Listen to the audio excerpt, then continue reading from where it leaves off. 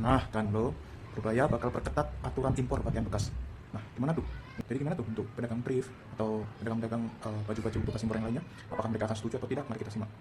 Jadi di sini Purbaya masih menilai kurang terhadap aturan impor pakaian yang salah satunya yaitu dalam Permendak Nomor 40 Tahun 2022 tentang perubahan atas Permendak Nomor 18 Tahun 2021 tentang barang dilarang ekspor dan barang dilarang impor. Katanya itu ilegal eksekusi sesuai dengan pelanggarannya. Nanti kita perketat saja aturannya.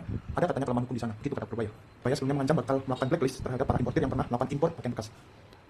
Hal ini dilakukan Pak Purbaya dengan tujuan melindungi industri tekstil hingga UMKM dalam negeri dari kumpulan barang impor yang dirasa dapat merusak harga pasar.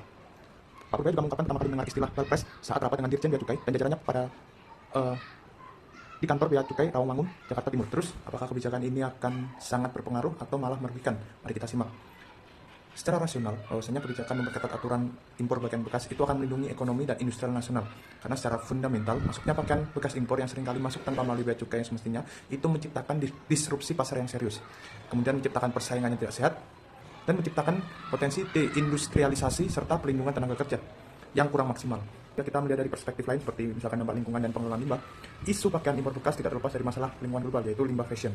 Nah, jika ini terus berlanjut maka beban limbah tekstil di Indonesia akan terus meningkat tiap tahunnya.